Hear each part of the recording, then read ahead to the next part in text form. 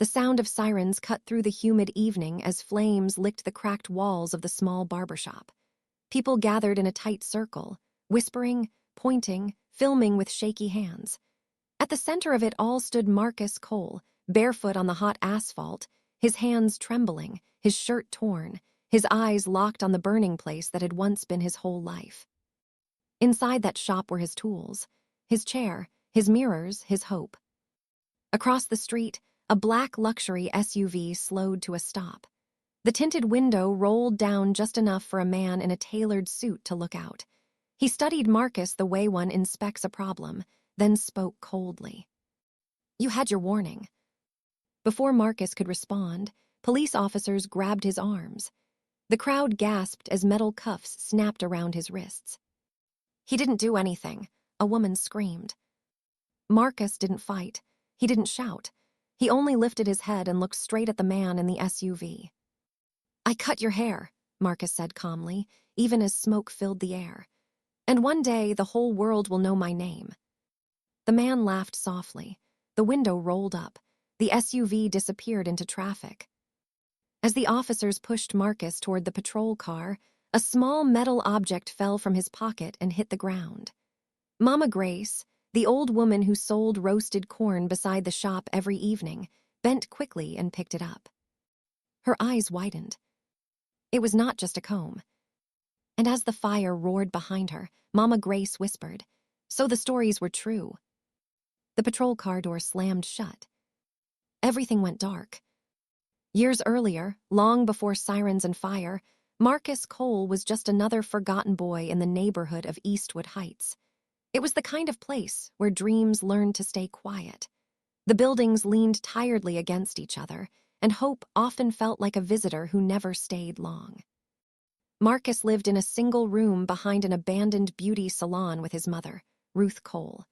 She washed clothes for people who barely remembered her name. His father had died when Marcus was 7, leaving behind nothing but silence and questions no one wanted to answer. School was never kind to Marcus. His clothes were always a little too small, his shoes always worn. Other boys laughed at his hands, long-fingered and rough. "Those are labor hands," they mocked. "You'll never be anything." But Marcus noticed something different about his hands. When he helped the old barber, Mr. Elijah Brown, sweep hair from the floor of his shop, he watched closely. He saw how scissors danced, how clippers hummed like they were alive, how a man could walk in broken and walk out standing taller just because his hair was right. One afternoon, when Mr. Brown fell ill and couldn't lift his hands, Marcus stepped forward. "Let me try," the boy said quietly. The shop went silent. Mr. Brown studied him for a long moment, then nodded. "Don't rush," he said. "Hair listens before it obeys." Marcus's hands moved like they remembered something old, something deep.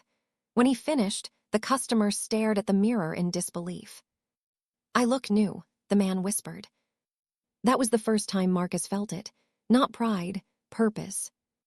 When Mr. Brown passed away months later, the shop was sold. Marcus was left with no mentor, no chair, and no money.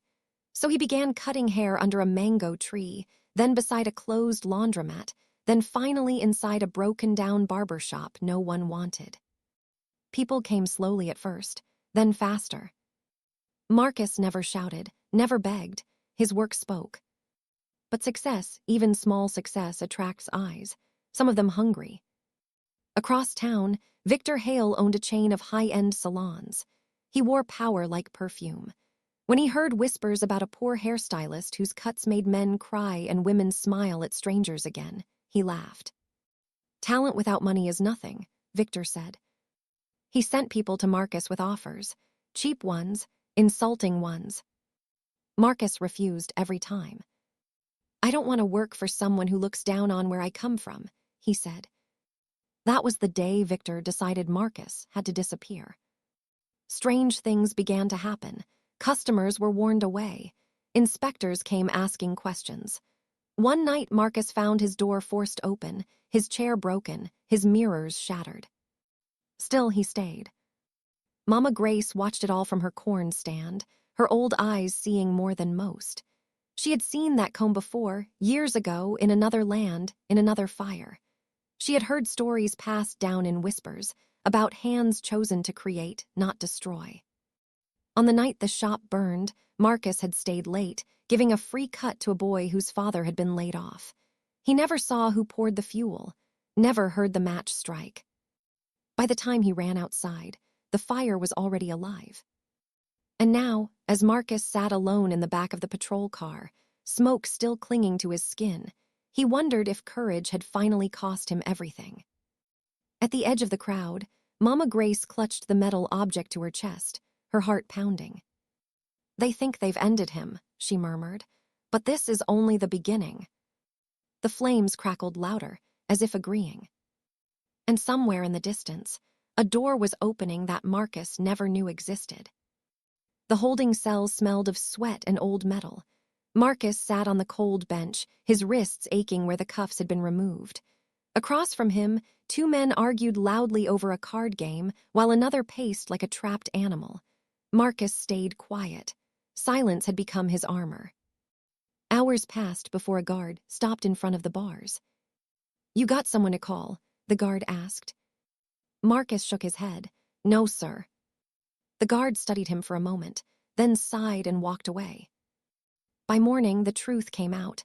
The fire had been deliberate, but there was no proof Marcus started it.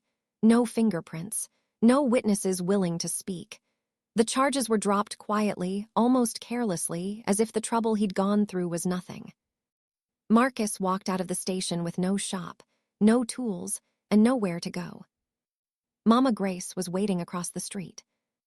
"You look thinner already," she said, pressing a warm paper wrap of food into his hands. Marcus tried to smile. It didn't quite work. "They took everything," he said. Mama Grace nodded slowly. "Everything you can see," she replied, "not everything you have." She hesitated, then pulled the metal object from her pocket and placed it in his palm. It was an old comb, heavy and cool, with strange markings etched along the spine. "You dropped this last night," she said. "You shouldn't be careless with things like this." Marcus stared at it, confused. "It's just a comb. My father gave it to me." Mama Grace's eyes softened. "Your father was not just anybody." Before Marcus could ask more, a black sedan rolled past slowly. Mama Grace's face tightened. "Go," she whispered. "Not everyone wants you standing." Marcus walked away, questions burning inside him. He slept that night in the back room of a closed church, using his jacket as a pillow. Memories of his father drifted back to him. A quiet man, strong hands, gentle voice. "Skill is a responsibility," his father used to say. "If your hands are blessed, use them to lift people, not to bow to fear." Marcus had never understood what that meant, until now. The next morning, hunger pushed him back into the streets. He borrowed clippers from a street vendor in exchange for a free cut, then another, and another. By noon, a small crowd had formed. "Who taught you this?" a man asked, touching his fresh fade in disbelief. Marcus shrugged. "Life." Someone filmed him. Another shared it. By evening, the video was everywhere. The Poor Hairstylist was back. Across town, Victor Hale watched the clip in silence. His jaw tightened. "He should have learned," Victor said. "If fear didn't work, we'll use opportunity." The next day, Marcus was approached by a woman in heels and a sharp blazer. "My name is Denise Walker," she said. "I represent an investor who wants to help you." She offered a shop, equipment, promotion. "One condition," she added. "You work under our brand." Marcus felt the weight of the comb in his pocket. He remembered the fire, the laughter, the warning. "I need time," he said. Denise smiled thinly. "Don't take too long. Opportunities don't wait." That night, Mama Grace visited him again. "They're coming from another angle," she warned. "I know," Marcus said. She nodded. "Then you must decide who you are willing to become." As Marcus lay awake, he realized something chilling. The fire hadn't ended his rise. It had announced it. And the people who tried to bury him were about to discover just how deep his roots went. At the end of this chapter, pause for a moment. If this story is pulling you in, make sure you subscribe to the channel so you don't miss what happens next. Like this video to support stories like this. And share it with someone who believes courage can change a life. Also, tell us in the comments where you're watching from right now. Have you ever seen talent threatened just because it refused to bow? What would you have done if you were in Marcus's place? Marcus turned down the offer the next morning. Denise Walker did not argue. She only nodded once, as if she had expected it, and walked away with a smile that never reached her eyes. As her heels clicked down the sidewalk, Marcus felt a strange mix of relief and fear. He knew then that refusal had consequences. With nowhere permanent to work, Marcus became a moving shadow in the city. One day he cut hair behind a grocery store, another day beside a basketball court, another under a bridge where musicians practiced late into the night. Wherever he went, people followed. Not because he was loud, not because he begged. Because his hands changed people. A tired security guard walked away standing straighter. A teenage boy who had been mocked for months finally smiled at his reflection. A woman who had lost her husband whispered, "Thank you," with tears in her eyes, though Marcus had only trimmed her son's hair. Word spread fast. Soon, the nickname appeared online. The Poor Hairstylist. At first, Marcus hated it. It sounded small, limiting, but then he noticed something else. People said the words with respect, with pride. Poor no longer meant weak, it meant unbought. Meanwhile, Victor Hale felt his control slipping. Reports landed on his desk daily. Videos, comments, praise. "He's everywhere," Victor snapped at his assistant. "Shut it down." Permits were questioned. Police were called. Street vendors were warned. Every time Marcus set up, something tried to push him away. Still, he stayed. One evening, as Marcus packed up after a long day, a black SUV stopped beside him. For a moment, his chest tightened, remembering the fire. But the window rolled down to reveal a different face. Older, calmer. "My name is Samuel Wright," the man said. "I run a community center on the south side." Marcus hesitated. "I don't have money for rent." Samuel smiled. "I'm not asking for rent, I'm asking for help." The community center was worn but alive. Kids ran through the halls. Old men played checkers. Mothers waited on plastic chairs, tired but hopeful. "We've got boys losing their way," Samuel said. "They listen to clippers more than sermons. I want you here." Marcus agreed.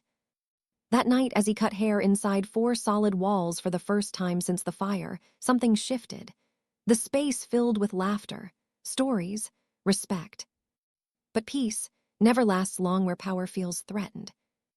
2 days later, inspectors arrived. "This place isn't zoned for business," one of them said flatly. Samuel argued. Papers were shown, calls were made, it didn't matter.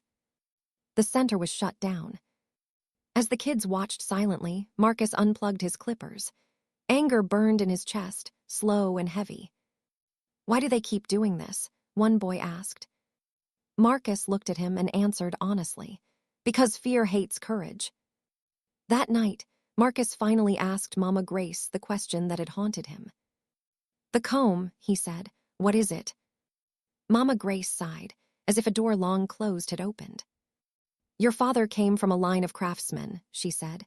"Not rich, not powerful, but chosen. Their hands could restore dignity. In old times, kings would wait for them." Marcus frowned. "That sounds like a story." "Most truths do," she replied. She leaned closer. "The comb doesn't give you skill. You already have that. It reminds you who you are when the world tries to rename you." As if to prove her point, Marcus received a call the next morning. A televised hair competition was coming to the city. Big judges, big sponsors. Victor Hale was one of them. Marcus almost declined. Almost. Instead, he signed up. When Victor saw the name on the contestant list, he froze. "The Poor Hairstylist," he read aloud. For the first time in years, Victor felt something unfamiliar. Unease. Because Marcus was no longer running. He was walking straight into the fire. And this time, he wasn't alone. The day of the competition arrived with the kind of tension that sat heavy in the air. The venue was a converted warehouse downtown, polished just enough to feel important but rough enough to remind everyone where they came from. Cameras lined the walls. Bright lights buzzed overhead. Contestants moved around nervously, checking tools, adjusting aprons, whispering prayers. Marcus stood near the back, quiet as always. His clippers were borrowed. His cape was plain. His shoes were worn. A few contestants glanced at him and smirked. "That's him," one whispered. "The poor hairstylist." Marcus pretended not to hear. He had learned long ago that noise only distracted the hands. Victor Hale arrived surrounded by assistants and laughter. His presence shifted the room.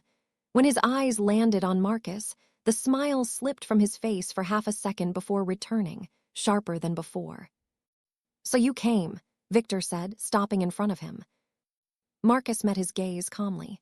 "I was invited." Victor chuckled. "This stage eats people like you." "We'll see," Marcus replied.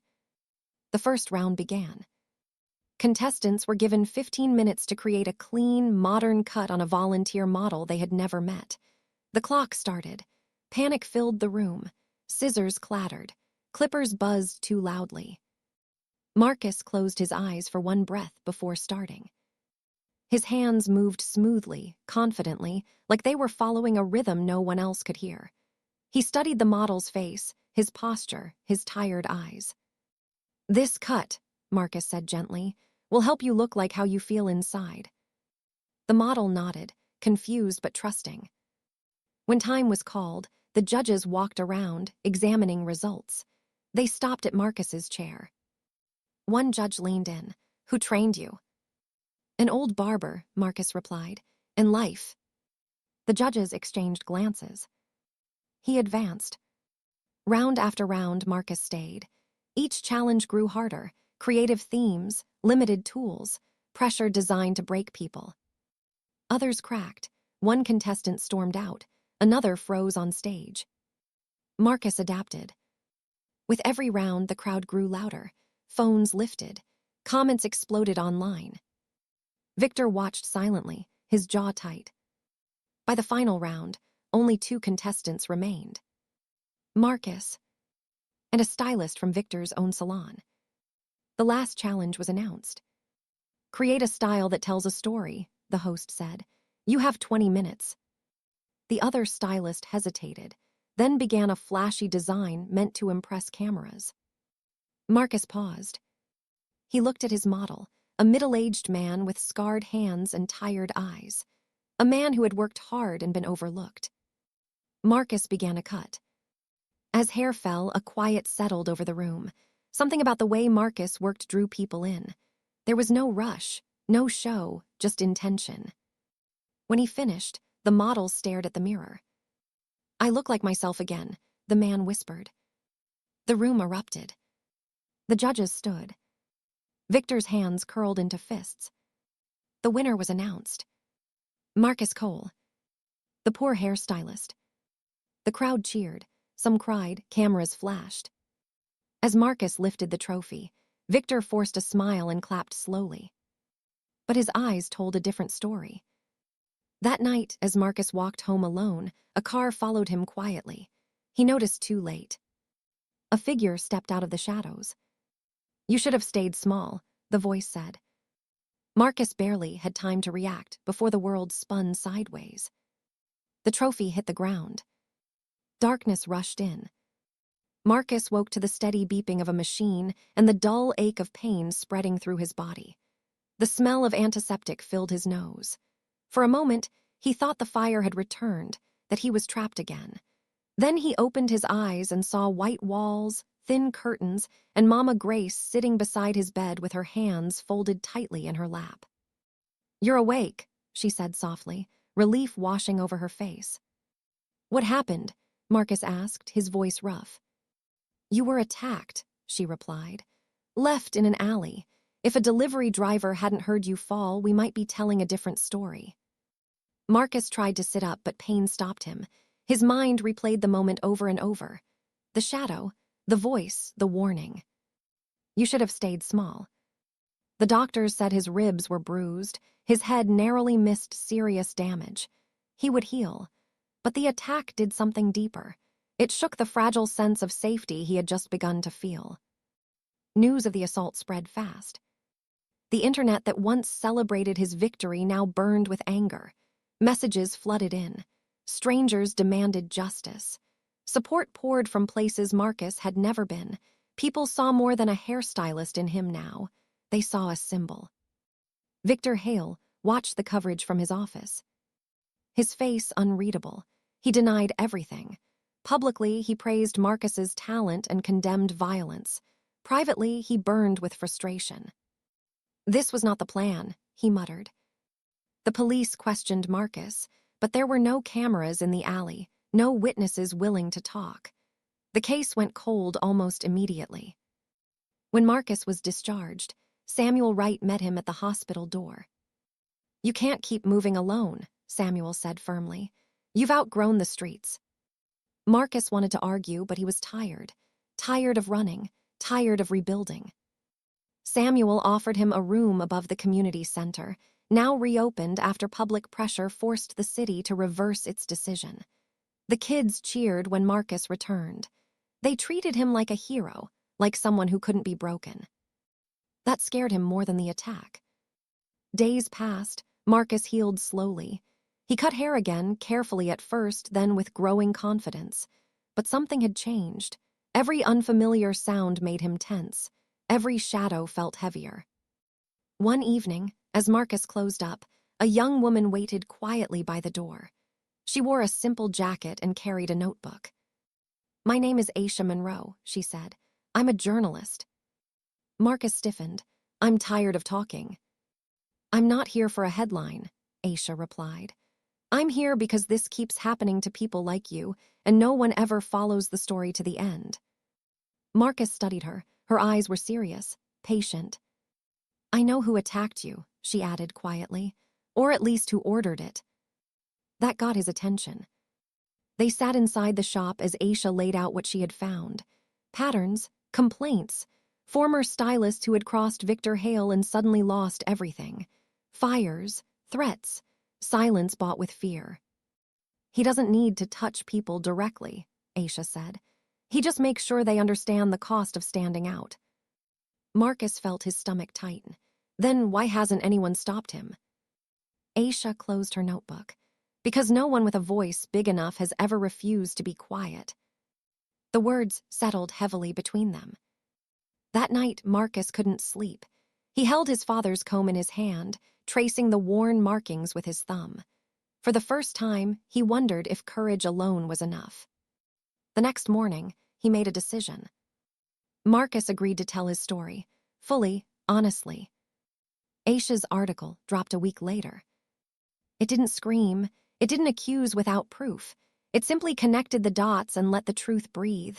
The response was explosive. Sponsors pulled away from Victor Hale's brand. Former employees came forward. Lawsuits followed. Victor's world began to crack. But power rarely falls quietly. Late one evening, Mama Grace arrived at the center breathless. "They're coming for you again," she warned. "Not with fists this time." "What do you mean?" Marcus asked. She lowered her voice. "They want to own your name, your image. They're filing papers, claiming rights over your competition appearance. If they win, everything you've built belongs to them." Marcus laughed bitterly. "So now they want to erase me legally." Mama Grace shook her head. "No, they want to control you." Marcus stood silently for a long moment. Then he straightened his shoulders. "Then it's time I stop reacting," he said. "It's time I stand." Across town, Victor Hale signed the final documents with a smile that didn't reach his eyes. "Let's see how brave he is without a platform," he said. Neither man realized that this next battle would not be fought in alleys or boardrooms. It would be fought in front of everyone. And the outcome would change more than just one life. The courtroom was colder than Marcus expected, not in temperature, but in feeling. The walls were tall and pale, the kind that swallowed sound and courage alike. Marcus sat beside a volunteer lawyer from a small legal aid group, his hands folded tightly, his father's comb resting quietly in his pocket like a promise. Across the room sat Victor Hale, calm and polished, surrounded by expensive attorneys and quiet confidence. To Victor, this was not a fight. It was a routine cleanup. The case was simple on paper. Victor's company claimed that Marcus's rise was tied to their competition brand, and therefore his name, image, and future earnings belonged to them. If the judge agreed, Marcus would be reduced to a silent worker under someone else's shadow. The hearing began. Victor's lead attorney spoke smoothly, carefully choosing words that sounded reasonable but felt sharp. He painted Marcus as lucky, untrained, and dependent on the platform Victor provided. "Without our competition," the lawyer said, "this young man would still be cutting hair on street corners." A few people in the gallery shook their heads.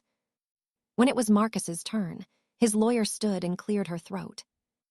"Marcus Cole was cutting hair long before that competition," she said.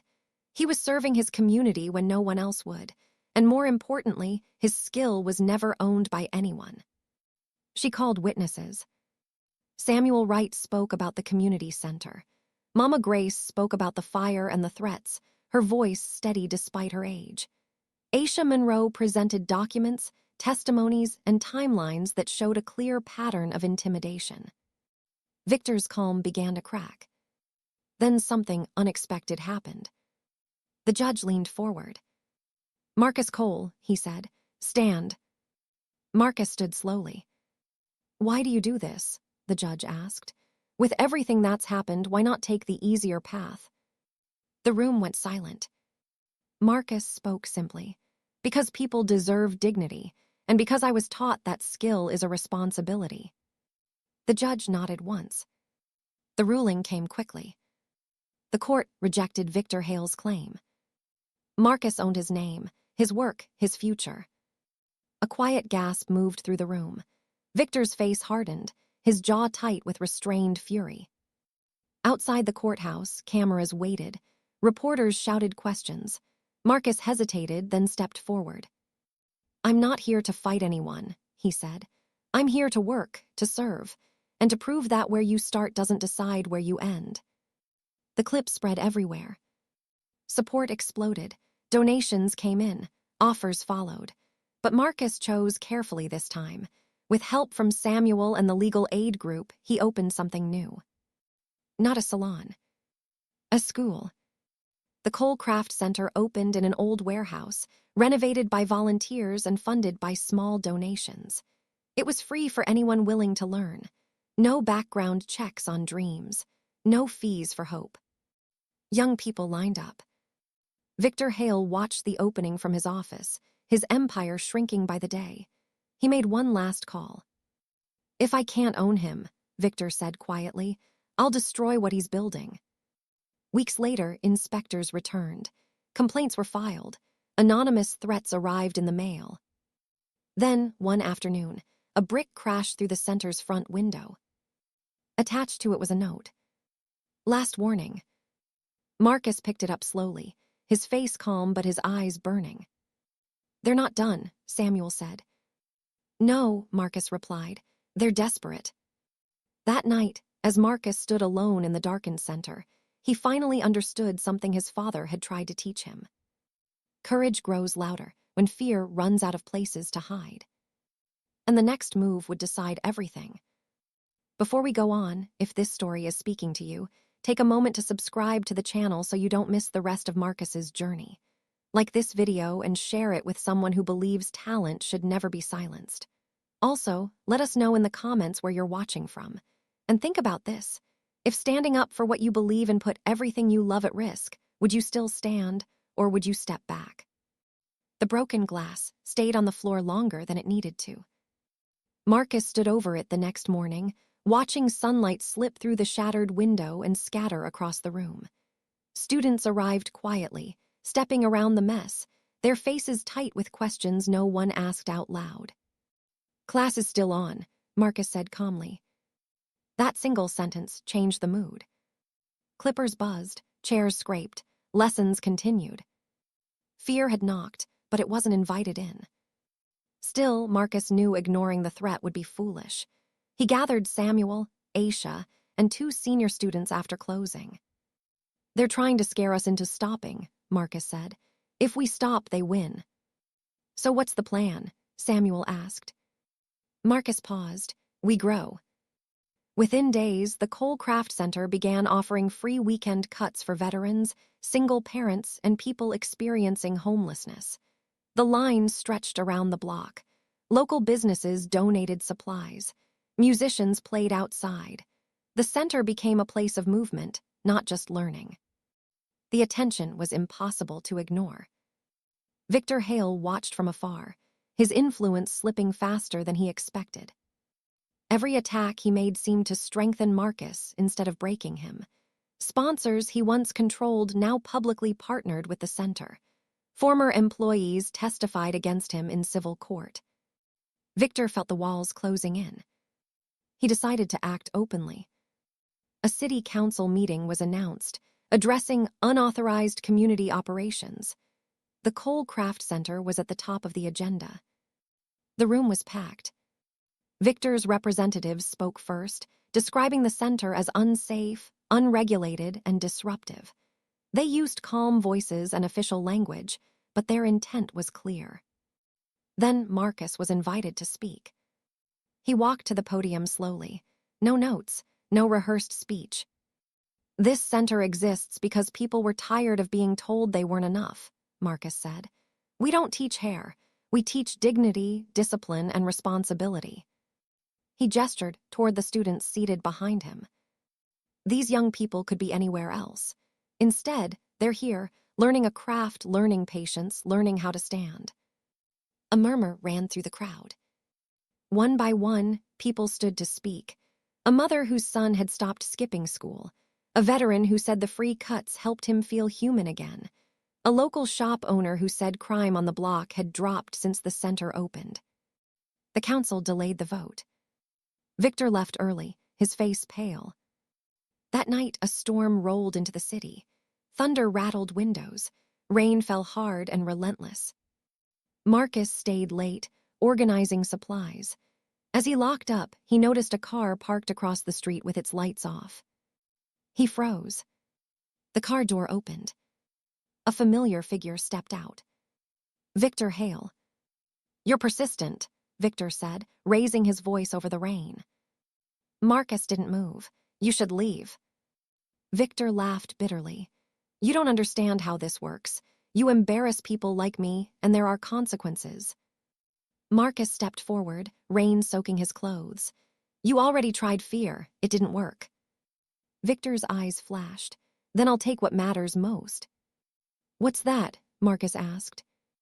Victor leaned closer. "Your reputation." The next morning, headlines exploded. False accusations, fabricated documents, claims of misuse of funds at the Cole Craft Center. By noon, donors were calling. Parents were worried. Students were confused. Marcus stood in the center, phone buzzing nonstop, the weight of it all pressing down hard. This wasn't fire or fists. This was poison. And it was spreading fast.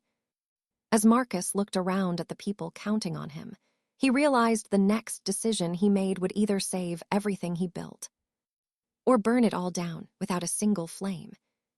By morning, the center felt different, quieter, heavier. Some students didn't show up.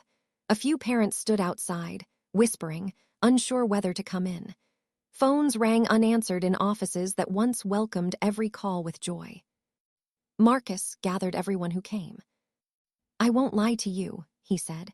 "There are stories going around about this place. They're not true, but truth doesn't always move as fast as lies." A young student raised his hand. "Are they going to close us down?" Marcus paused, then answered honestly. "They might try." Silence followed. Then the same boy said, "If they do, can we still learn from you?" That question cut deeper than any attack. Marcus nodded. "Anywhere." Behind the scenes, Aisha worked nonstop. She traced documents, followed digital trails, interviewed accountants who volunteered to audit the center's books for free. Every number was clean. every claim false. But public trust was fragile. Victor Hale went on record, speaking carefully, pretending concern.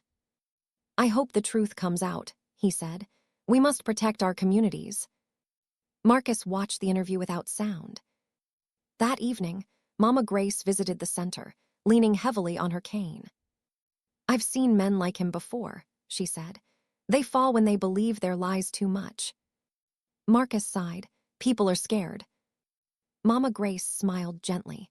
"Then show them courage again." The next day, Marcus did something unexpected. He opened the books. Every donation, every expense, every decision was made public online. He invited journalists, parents, and city officials to walk through the center freely. "Ask anything," Marcus said. "Hide nothing."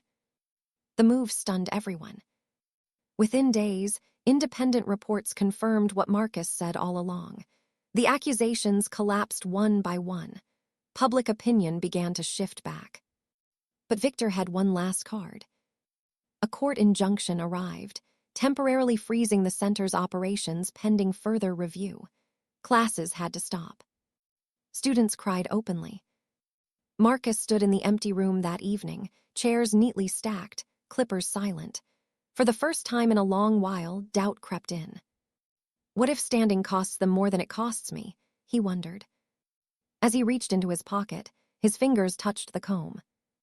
He remembered his father's words. Skill is a responsibility. Marcus made a call. If the center couldn't operate inside those walls, it would move outside them. The following weekend, Marcus and his students set up chairs across the city. Parks, church yards, sidewalks, community halls. Free cuts, free lessons, open spaces. The city watched as dignity spilled into the streets. Videos went viral. Support returned stronger than before. City officials felt the pressure. Sponsors reconsidered. The injunction began to wobble. Victor Hale stared at the screens in disbelief. "You can't shut down something that lives in people," he whispered. Late that night, his phone rang. It was his lawyer. "They're reopening old cases," the lawyer said. "Everything, fires, threats, bribes." Victor sank into his chair. For the first time, he understood the truth he had avoided for years. The poor hairstylist had never been the threat. The threat was courage without permission. And now, the final reckoning was coming. The sun rose over Eastwood Heights, painting the streets gold, but Marcus felt no warmth in the calm morning. Today was different. Today was the day everything would either fall apart or finally stand. Courtrooms, city halls, and media crews waited. Victor Hale's empire had crumbled piece by piece. Investigations revealed the fires, the threats, the intimidation. Donors returned. Students came back to the Cole Craft Center with hopeful eyes. But one final hearing remained, the one that would determine if Victor would face justice and if the center would survive permanently. Marcus walked into the courtroom, the familiar comb heavy in his pocket. He carried no fear, only the weight of responsibility. Behind him, his students, Samuel Wright, Mama Grace, and even Aisha Monroe followed, their faces resolute. Marcus was no longer alone. Victor sat across the room, impeccably dressed, his confidence forced, his arrogance stripped by public scrutiny. He tried to smile, but Marcus could see the tension in his jaw, the subtle tremor of his hands. The judge entered. Silence fell. Every eye in the room turned toward Marcus. Victor's attorney began, attempting to argue that Marcus's public actions had endangered the city, that his popularity threatened existing businesses. But this time, the evidence was undeniable. Witnesses testified. Documents were verified. Videos showed the attacks orchestrated by Victor himself. The story that Marcus had lived through, the fire, the threats, the false claims, was laid bare, unshakable. Marcus finally stood to speak. His voice was calm, deliberate, and carried a weight that filled the room. "I am not here to destroy anyone," he said. "I am here to show that courage, skill, and integrity cannot be bought, silenced, or burned. I do not seek revenge. I seek justice, not just for me, but for everyone who has been told they are not enough." The courtroom murmured. Victor's face turned pale. The arrogance that had once fueled him was gone, replaced by the raw fear of defeat. After hours of deliberation, the judge spoke. Victor Hale was found liable for intimidation, arson, and fraud. He was ordered to pay restitution, his companies were fined, and he was banned from interfering with Marcus or the Cole Craft Center in any way. The injunction against the center was permanently lifted. Cheers erupted outside the courthouse. Marcus's students lifted him onto their shoulders. Mama Grace wept quietly, proud and relieved. Samuel Wright clapped until his hands hurt. Aisha caught the whole moment on camera, already thinking of the story that would inspire millions. That evening, the Cole Craft Center reopened in full, larger and brighter than ever.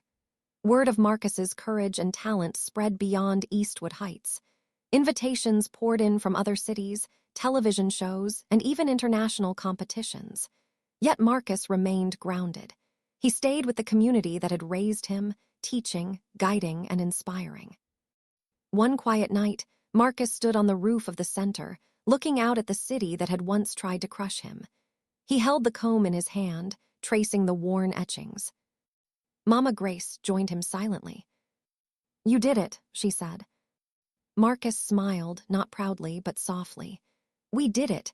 Courage isn't just in one person. It's in everyone who refuses to bow." Mama Grace nodded.